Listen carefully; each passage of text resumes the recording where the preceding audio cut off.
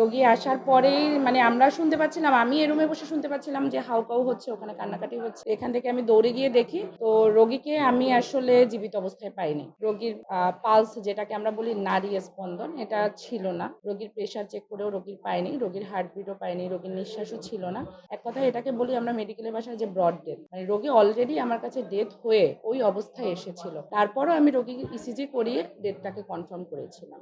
ওনারা তো বলেছেন যে রাস্তায় অ্যাক্সিডেন্ট হয়েছে, মানে রোড ট্রাফিক অ্যাক্সিডেন্ট, যেটা এটাই মনে হচ্ছে যে ওনার, আমি যে অবস্থায় পেয়েছি ওনার ভাইটালসগুলো তো এই যা পেয়েছি বললাম। এছাড়া দেখলাম যে ওনার নাক থেকে রক্ত যাচ্ছিল।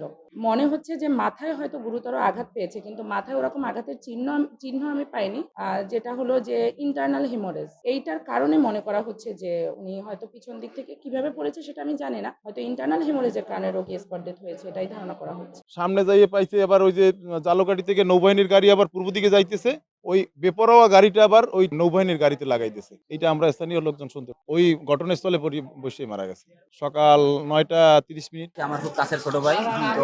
তো আজকে সকালবেলা ও বাজারে আসতেছিল, বাজার করতে ওয়াইফ ছিল পিছনে, বাইকের পিছনে ছিল। ওই গাড়ি চলতেছিল, হঠাৎ করে পিছনে খুব গতিতে একটা টলি এসে মনে করেন ওর পিছনে ধাক্কা মারার কারণে ওর ওয়াইফ পড়ে যায়। পড়ে যাওয়ার পরে আমরা আজ শুনতে পারি যে হসপিটাল নিয়ে আসে। আমরা হসপিটালে নিয়ে আসার কথা শুনি, ডাক্তার বললো যে নাই আর কি, যে মারা গেছে। এটা হচ্ছে 9:30টার দিকে। নাম লিমা আক্তার, আর বাড়ি হচ্ছে ঈশ্বরকাঠি, প্রতাপ ঈশ্বরকাঠি। প্রতাপ বাজারের সারাইয়া পল্লীবিদ্যুৎ অফিসার প্রতাপ বাজার, এই মাঝখানে লক্ষণঘাটি রাস্তার মাথায়। সকাল 9:30টার দিকে হচ্ছে Raju Mallick. Well done, side by side fridge.